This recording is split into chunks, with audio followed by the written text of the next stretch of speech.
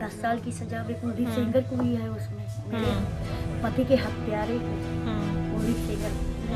मतलब मेरी लड़की का ऐसा रेप किया, मेरी लड़की का एक्सीडेंट करा दिया। एक पीड़ित परिवार अपनी लड़की लेके कोर्ट में डेली आए, जब तारीख है, काजा साहब को दिखा नहीं रहा कि ये एक औरत है अपने बच्चे लेके भटक रही 8 साल थे। वो जज साहब की क्या हो गया था, कहा नशा कर रखे थे, जो हमारा पति मार दिया गया, जो बच्चे को मार देंगे, कैसे जीवन नहीं, ये कानूनी लड़ाई सिर्फ अदालत में नहीं लड़ी जा सकती, अदालत में नहीं जीत सकती। इसको सड़कों पे आंदोलन बनाना पड़ेगा, ऐसा आंदोलन जो हमारी बच्चियां सुरक्षित रहें, क्योंकि इस जजमेंट के बाद देश की कोई बच्ची सुरक्षित नहीं और देश का कोई बलात्कारी ऐसा नहीं बचा होगा जिसका हौसला आज आसमान को नहीं छू रहा होगा। अगर कुलदीप सिंह सेंगर दया का पात्र बन सकता है, वो जो बलात्कारी है जिसको उम्र कह दीजिए वो दया का पात्र है, ये महिला बिल्कुल और इसके मरे हुए रिश्तेदार पिताजी बिल्कुल दया के पात्र हैं। पहले क्यों नहीं दे दिया किसी ने वकील? ये तो अब हमने इतनी मुश्किल से केस सही किया है तो मुझे हटाने के लिए तो पूरी बड़ी साजिश होती है। अब राहुल जी को अगर वकीलों की इतनी समझ होती तो पहले वो खुद अपने अच्छे वकील ले लेते ना, 1-2 को छोड़ के उनके सारे वकील जो है RSS के वकील हैं, टच में हैं। ये सरकार तो गोली मरवा देगी ना, प्रोटेस्ट करो आप, आपके ऊपर UAPA लगा देंगे, आप जाओ किसी भी चीज़ के लिए प्रोटेस्ट करो। तो मैं वही तो कह रहा हूँ, या तो जेल जाने से मत डरो, या बच्चियाँ आपको इम्पोर्टेंट है, या अपना जेल जाना से बचना, दो ही तो रास्ते में बता रहा हूँ आपको। और वो कोई निर्भया के लिए थोड़ी लड़े थे RSS और BJP वाले, जनता आई थी खुद भी जनता। आज कांग्रेस पार्टी बड़ा या ऑपोजिशन पार्टी बड़ा कोई आंदोलन कर दें, हाँ लाठी गोली तो चलेगी, पुलिस ज़्यादा नुकसान करेगी, ब्रूटल रहेगी, लोग भूखे भी मर रहे हैं आज, पहले इतना नहीं था। आज तो 80 करोड़ लोग तो भिखारी बन गए ना, मोदी जी ने बना दिया भिखारी। आंटी, अभी जब मैं आपसे मिली थी तो आप हाथ पैर में दर्द दिखा रही थी, वो दर्द क्यों हो रहा था आपको? हम इंडिया गेट पर धरना प्रदर्शन करने गए थे तो दिल्ली की पुलिस 3 स्टार की 4 स्टार रहे, दारू पिए रहे, 10 लेडीजन को बुलाए के हमको मरवा रहे हैं, मेरी लड़की को मरवा रहे हैं, पिटवा रहे हैं, खींचते हुए 10-15 कदम पर खींचते हुए हमको गाड़ी में बैठाए, कहते थाने ले जाएंगे, यहाँ धरना प्रदर्शन नहीं करने देंगे। हमने कहा हम मेरे पति को मारे नहीं, अब अपने पति का हिसाब मांगने आए हैं तो धरना प्रदर्शन कहाँ करें जाके? बोले आप वहाँ जाओ, क्या कहते हैं, कहूँ बताएं कि धरना प्रदर्शन वहाँ करो जाके वहाँ। तो हम कहा यहाँ आदेश नहीं है, वहाँ आदेश मिल जाएगा। बोले वहाँ मिल जाएगा। हम कहा नहीं, हम यही करेंगे, यहाँ पे उठेंगे नहीं। हमको मारते खींचते, मेरा अभी हाथ नहीं उठ रहा है, पर बहुत बुरे तरीके से 8 लेडीजें रही हमको घसलाते हुए, मारते हुए, हमको खींच के। आंटी, इतना मुश्किल वक्त आपने देखा, अभी ये जो फैसला आया है उस पे आपका क्या कहना है? हमारा यही कहना, हम हाई कोर्ट पर इल्ज़ाम नहीं लगा रहे हैं, बहुत जज हैं हाई कोर्ट में, इल्ज़ाम लगाएंगे तो उनको बड़ा दुख होगा, ठीक है।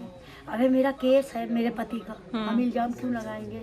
हमको वहाँ पे हिसाब मिलेगा, मेरे पति का अभी केस है वहाँ, अभी मैटर 10 साल की सजा भी कुलदीप सेंगर को हुई है उसमें, मेरे पति के हत्यारे को, कुलदीप सेंगर को। मतलब मेरी लड़की का ऐसा रेप किया, मेरी लड़की का एक्सीडेंट करा दिया।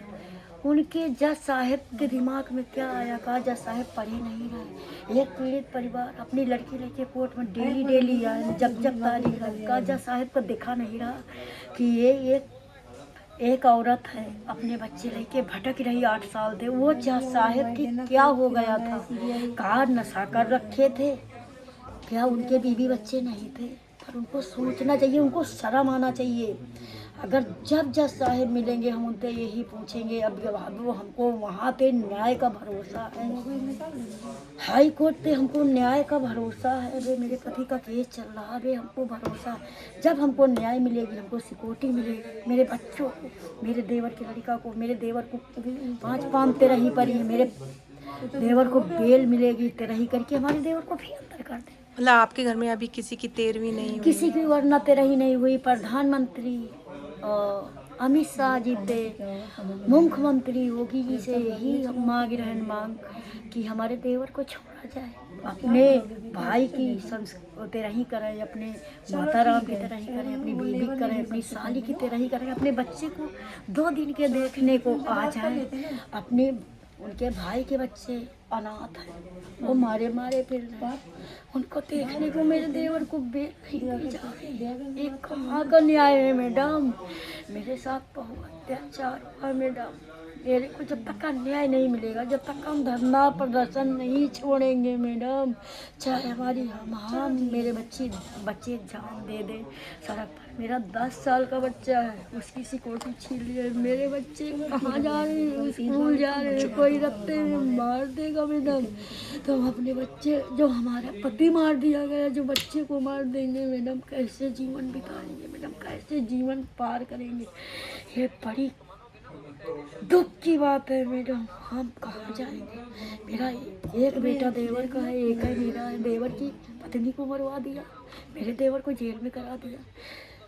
आप 10 साल हो गए, बेटा उनका छोटा रहा, आज बेटा 13 साल का। अपने बेटा को कभी देखने को नहीं है। उस तो बाप पूछता है बाबू पापा कहाँ?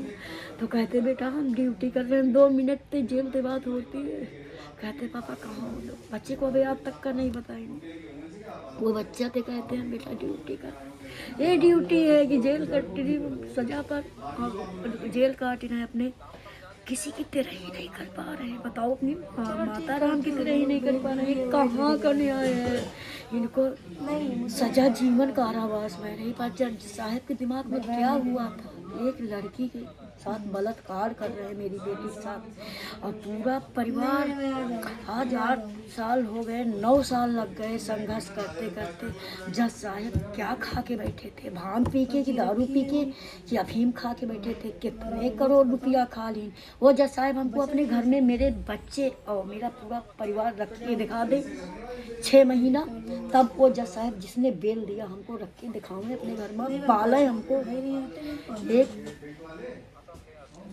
CRPS के CO साहब, पहले जब हमारी सिक्योरिटी रहे CO साहब से, मैडम आप परेशान न हो, आपको अपने घर में रखेंगे, आपको एक मकान दे देंगे, आपको दूध बना देंगे, आप अपने बच्चे लेके मेरे घर में आ जाओ। हमने कहा धन्यवाद सर, आप इतना कह दिया, आपके लिए बहुत धन्यवाद।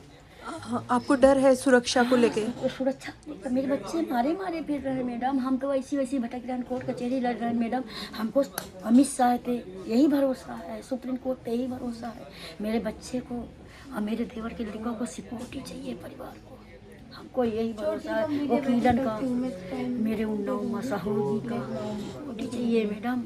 हमको अमित शाह पर भरोसा है कि हमको फिर से सिक्योरिटी दी जाएगी, मेरे परिवार को जीवन, मेरे बच्चे को जीवन के लिए सिक्योरिटी दी जाएगी, यही भरोसा करते हैं। और हाई कोर्ट का दरवाज़ा, सुप्रीम कोर्ट का खटखटाएंगे, नीची अदालत का भी दरवाज़ा।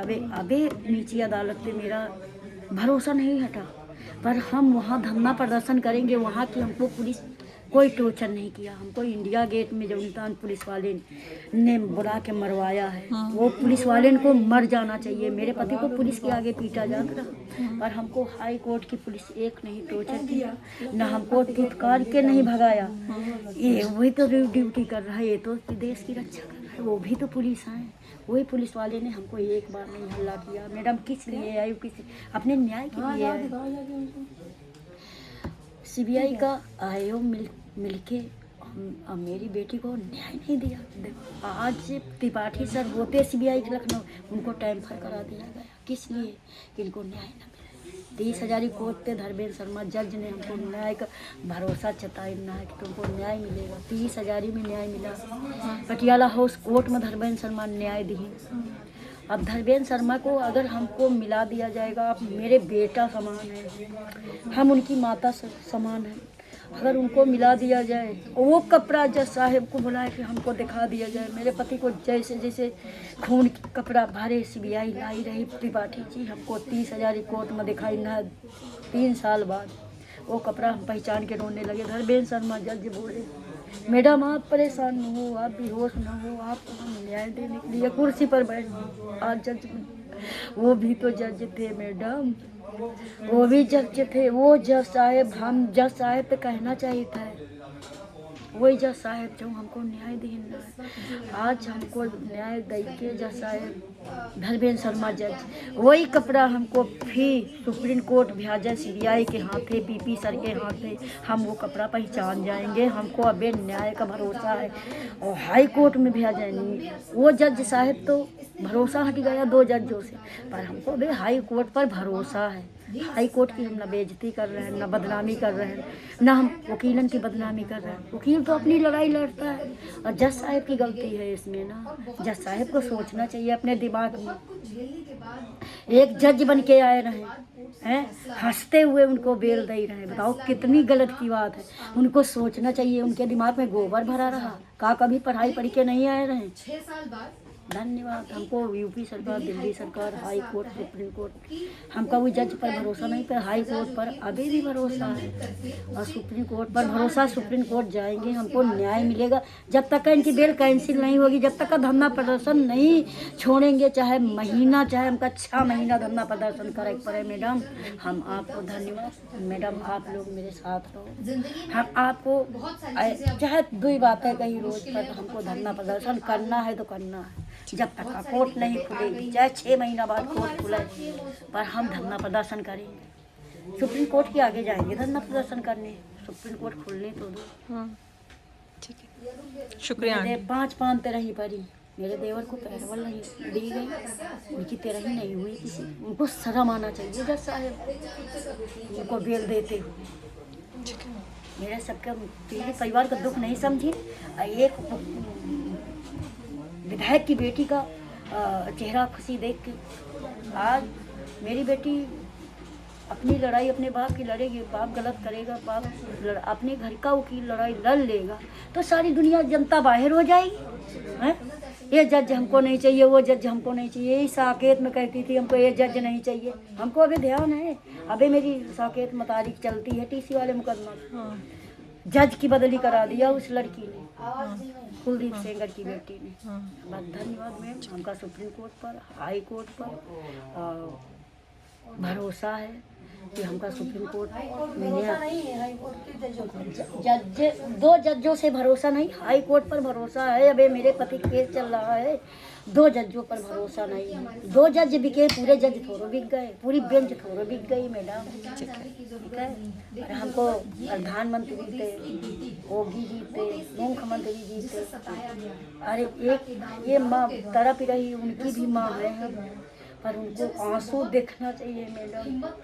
यहाँ जिनको न्याय हम दिवा दें, न्याय खातिर वो औरत एक भटक रही, अपने पति को खोए हुए। कहा योगी जी, प्रधानमंत्री जी नहीं देखी ना है कितने बुरे तरीके से मारे गए हैं मेरे पति। जेल के अंदर सूजी भुका दी जाए, जेल में कर दिया जाता है। मैडम, हमको न्याय चाहिए, मेरे देवर को बाहर लाया जाए। मेरी खेती पाती सब कुलदीप सेंगर को दे दी जब उनका पेट भर जाए, पर मेरे देवर को तिरही के लिए, सबकी तरह ही 5 लोग की तरह ही के लिए उनको ढीला जाए, तब हम जा रही हैं। हमारे साथ न्याय हुआ है मैडम, उनका भी बच्चा, और हमको सिक्योरिटी भी चाहिए मैडम। हमको मुख्यमंत्री योगी जीते, प्रधानमंत्री थे, अमित शाह थे, हमारे बच्चों को सिक्योरिटी चाहिए, तब मेरे बच्चे सेफ रहेंगे, मेरे और देवर का। और उनको छोड़ा जाए, मेरे देवर तेरह ही हुई के फिर जेल में कर दिया जाए, पर उनको ढीला जाए, चाहे 15 दिन। तो सबसे पहले मैं अपना इंटरव्यू शुरू करने से पहले एक कोट मैंने कहीं पढ़ा था, आप मुझे करेक्ट कर दीजिएगा ये सही है या गलत। अगर पीड़िता की सुरक्षा को लेकर खतरा है या खतरे की आशंका है तो उसके आधार पर कुलदीप सिंह सेंगर को जेल में नहीं रखा जा सकता। क्या ये हाई कोर्ट में कहा गया था जब उनको? ये जजमेंट का हिस्सा है। हाँ, तो इस केस में सुरक्षा कितना अहम मुद्दा है? सबसे अहम मुद्दा है, यही हमने बहस भी की थी मजबूती के साथ। और ये जो लॉ है सुप्रीम कोर्ट द्वारा निर्धारित है, तय है, इसमें कोई इफ एंड बट नहीं है कि अगर विक्टिम की सुरक्षा को इतना सा भी खतरा, इतना सा भी, तो जो अदालत का दया का फैसला है वो विक्टिम के पक्ष में जाएगा। इसमें कहीं कोई झोल नहीं। ये इस जजमेंट की निंदा या क्रिटिसिज्म करने की सबसे एक बड़ी वजहों में से एक वजह है। ये ऐसा अजीब, पहली बार ऐसा कुछ काम हुआ है। सर, जब ये बोला जा रहा था, ये उम्र कैद को निष्कासित करके जमानत पे बात हो रही थी, तो आपको बिलीव हो रहा था कि आपके कान जो है वो सही सुन रहे मैं हैं? तो देखिए ये जजमेंट सुनने जा नहीं पाया था, ना मैं गया था वहाँ पे, क्योंकि जजमेंट अनाउंस करना तो एक फॉर्मेलिटी होती है, उसमें वकील का कोई भी काम नहीं होता है। वो तो 1 सेकंड में आते हैं जज और बोल के चले जाते हैं, ऐसा ही होता है आमतौर पे। ऐसा ही इस केस में भी हुआ, तो उसमें तो वकील के जाने की जरूरत नहीं होती। हाँ, इसमें इतनी लंबी बहस हुई है जितनी शायद मेन अपील में भी नहीं होती, और मैं पूरी गारंटी के साथ कह रहा हूँ इतनी मेन अपील में भी बहस नहीं होती। इसीलिए 53 पेज का ये जजमेंट जो आया है उसमें सारे बड़ी हद तक फैक्ट्स पे डिस्कशन हुई है। इतनी समय में तो, इससे बहुत कम समय में तो मेन अपील ही डिसाइड हो जाती। उसमें जो सेंगर साहब के वकील थे वो तैयार नहीं थे, वो कह रहे थे हमें मेन अपील पे बहस नहीं करनी है किसी भी हालत में, हमें तो इस पे करनी है सिर्फ सस्पेंशन पे। और जज साहब ने उनकी बात, जज साहिबान ने उनकी बात मानी। आम बोलचाल में या आम आदमी को समझाने के लिए अगर आपको बताना हो कि इस केस में क्या हुआ है, तो वो अगर आप बता सके। और दूसरा ये, इस कानूनी लड़ाई को आप कैसे देखते हैं? नहीं, ये कानूनी लड़ाई सिर्फ अदालत में नहीं लड़ी जा सकती, अदालत में नहीं जीती सर। इसको सड़कों पे आंदोलन बनाना पड़ेगा, ऐसा आंदोलन जो हमारी बच्चियां सुरक्षित रहें, क्योंकि इस जजमेंट के बाद देश की कोई बच्ची सुरक्षित नहीं है। क्यों? और देश का कोई बलात्कारी ऐसा नहीं बचा होगा जिसका हौसला आज आसमान को नहीं छू रहा हो कि अगर कुलदीप सिंह सेंगर दया का पात्र बन सकता है सजा होने के बाद, उम्र कैद की सजा होने के बाद, तो हम लोग तो सब के सब पुलिस द्वारा ही बेल पे छोड़े जाने चाहिए, हमें तो अरेस्ट ही नहीं किया जाना चाहिए। ये हौसला हर बलात्कारी के मन में इस जजमेंट से आज तयशुदा तौर पे आ गया होगा, और हर बच्ची का ये भी डर आ गया होगा बच्ची के मन में, हर बच्ची के मन में, हर महिला के मन में, कि अगर हमने जाके, हमारे साथ इतना बड़ा अत्याचार हुआ, अगर हमने जाके कानूनी रास्ता इख्तियार किया, पुलिस के पास गए, तो हमारे साथ गैंगरेप होगा, उसके बाद हमारे पिताजी को मारा जाएगा पुलिस द्वारा, उसके बाद हमारे ही परिवार को झूठे केसों में फंसाया जाएगा, उसके बाद मेरी हत्या, मतलब उस बच्ची की या महिला की हत्या करने के लिए गाड़ी चढ़ाई जाएगी ट्रक पे, और उसमें मेरा वकील भी मारा जाएगा, मेरी मौसी और चाची भी मारी जाएंगी, मैं बाल बाल बच जाऊंगी, तो उसके बाद भी मुझ पे हमले होते रहेंगे। और कोर्ट कहेगा कि वो जो बलात्कारी है जिसको उम्र कैद हुई है वो दया का पात्र है, ये महिला बिल्कुल, और इसके मरे हुए रिश्तेदार पिताजी बिल्कुल दया के पात्र नहीं। इसलिए कोई बच्ची हिम्मत नहीं करेगी, या तो अपना घुट घुट के मरेगी या आत्महत्या करेगी। ये इस जजमेंट का फॉल आउट है। तो ये इस जजमेंट का नुकसान है जो पूरी सोसाइटी के लिए हुआ है। तो सर क्या मतलब ये न्याय व्यवस्था जो है वो क्या संदेश दे रही है इस तरीके के फैसलों से? संदेश यही दे रही है कि बच्चियां इस देश में सुरक्षित नहीं है। एक केस थोड़ी है, हाथरस की बच्ची का केस देख लो, इसी दौरान एक 12-13 या 15-16 साल पुराना केस है, जो एक तेजाब जिसके मुंह पे फेंका गया था, उसके साथ भी यही हुआ है। वो भी यही वो कर रही है, क्योंकि जजेस सेंसिटाइज ही नहीं है ना महिलाओं के प्रति, उनकी पीड़ा के प्रति दया ही नहीं बची जजेस में। इससे ये मैसेज जा रहा है, जो प्रताड़ित करने वाले हैं उनके प्रति दया खत्म नहीं हो रही, और महिलाओं के प्रति जो प्रताड़ित हैं उनके प्रति दया आ नहीं पा रही। तो इसमें हर एक जज को, सुप्रीम कोर्ट से लेकर और डिस्ट्रिक्ट कोर्ट तक, पहले सेंसिटाइज करना पड़ेगा, महिलाओं के प्रति सेंसिटिव करवाना पड़ेगा। पूरी लंबी लंबी ट्रेनिंग होगी, उससे पहले जज नहीं बनने देना चाहिए किसी को जो महिलाओं के प्रति और कमजोर जो तबके के लोग हैं उनके प्रति सेंसिटाइज ना हो। उसको जज बनने का अधिकार नहीं है, ये मेरा मानना है, भले ही इसमें मेरे खिलाफ कंटेम्प्ट भी क्यों ना हो। सर जैसे जो सर्वाइवर है उसके साथ जितनी चीज़ें हुई हैं, जितने घटनाक्रम हुए हैं डराने वाले हैं, तो अगर हम ये देखें कि ये इस मामले में खासकर कि सामने वाला जब दोषी या आरोपी ताकतवर होता है और राजनीतिक रसूख वाला होता है, तो मामला कितना मुश्किल हो जाता है सर्वाइवर के लिए। ये उसका क्लासिक केस है ना। इससे ज़्यादा देखिए, ये तो इंडिया की एप्स्टीन गैंग है, इसमें मुझे कोई शक नहीं है, और वो उस एप्स्टीन गैंग से भी बड़ी ताकतवर गैंग है। इनके तो अभी जो असली कारनामे हैं एक दिन बाहर आएंगे इस गैंग के भी, लेकिन अभी तक थोड़े थोड़े तो आए, पूरे नहीं आए, आएंगे जरूर। सर जो रेप विक्टिम है उसने प्रधानमंत्री, राष्ट्रपति, गृह मंत्री सबसे मिलने की गुजारिश की थी। 23 तारीख से लेकर आज 26-27 तारीख होने जा रही है, अभी तक वहाँ से मेरी जानकारी में जो मैंने उससे पूछा उसके पास कोई मतलब जवाब नहीं आया है। हालांकि बीच में राहुल गांधी की तरफ से इनको बुलाया गया और बातचीत की गई जो भी थी। मैं ये जानना चाह रही हूँ कि इस तरह के केस में जो राजनीतिक दल होती हैं उनसे क्या अपेक्षाएं की जानी चाहिए? उनको सड़कों पे आके आंदोलन करना चाहिए, जो वो नहीं कर रहे हैं। थोड़ा बहुत कांग्रेस के लोग कर रहे हैं, लेकिन उसका राजनीतिक दोहन नहीं होना चाहिए। ये देश का मसला है, देश की बच्चियों का मसला है। और राहुल गांधी जी के पास ये गई तो राहुल गांधी जी को कम से कम इतनी सेंसिटिविटी थी कि उन्होंने आगे से फोन करके इस बच्ची को बुलाया। हालांकि ये मुझसे पूछे बगैर ही कुछ लोग, इसको जो वल्चर्स हैं, वो ले गए थे वहाँ पे, और बाहर आके फिर क्या मैसेज करवाया कि राहुल गांधी जी ने वकील इनको ऑफर किया। उससे ये ज़्यादा हाथ हुई कि वकील तो हमारे पास हैं ही सबसे अच्छे, तो यही बोल के आई हैं वहाँ पर। दूसरी जो चीज़ें थी उसका कोई फॉलोअप नहीं है। जो इसको दूसरी तरह की मदद चाहिए, जो इसके परिवार में कोई नौकरी मिल जाए। ये तो भूखे मर रहे हैं ना, इसकी माता जी का परिवार और इसका खुद का परिवार। इनके पति की नौकरी छीन ली गई, नौकरी कर नहीं सकते, गोली मार दी जाएगी, बाहर निकले तो गोली लग जाएगी। बच्चे छोटे छोटे हैं, उनको दूध तक की परेशानी है पिलाने की। आप बताओ मुझे, उसमें मदद करनी चाहिए पॉलिटिकल पार्टीज को भी। वकीलों वाला काम तो इसमें जरूरत नहीं है, क्योंकि वकील अगर अच्छा नहीं हुआ तो ये वैसे ही हारी हुई थी ना। पहले क्यों नहीं दे दिया किसी ने वकील? ये तो अब हमने इतनी मुश्किल से केस सही किया है, तो मुझे हटाने के लिए तो पूरी बड़ी साजिश होती है। अब राहुल जी को अगर वकीलों की इतनी समझ होती तो पहले वो खुद अपने अच्छे वकील ले लेते ना। एक दो को छोड़ के उनके सारे वकील जो है आरएसएस के वकील हैं, टच में है उनके, एक दो को छोड़ के। और बड़े वाले जो जितने भी वकील हैं उनके, वो सब आरएसएस के लोग हैं। तो जब उन्हें जिस चीज की ज्यादा एक्सपर्टीज नहीं है, उसमें उनसे जो स्लीपर सेल्स थे उन्होंने कहलवा दिया इस बच्ची से। वो उससे थोड़ी दुखी भी हुई बच्ची, आके मुझे भी बता रही थी। बाकी चीजों के बारे में राहुल जी को कोई फॉलोअप करने नहीं दिया। वही स्लीपर सेल्स आरएसएस के जो उनके चारों तरफ हैं। ये बुनियादी बात है। पर फिर भी उन्होंने कम से कम बुलाया तो सही। लेकिन मोदी जी, अमित शाह जी कैसे बुलाएंगे? उन्हें तो कुलदीप सिंह सेंगर को बाहर बुलाना है ना। क्यों? पूरा Epstein gang, Indian Epstein gang का प्रेशर है।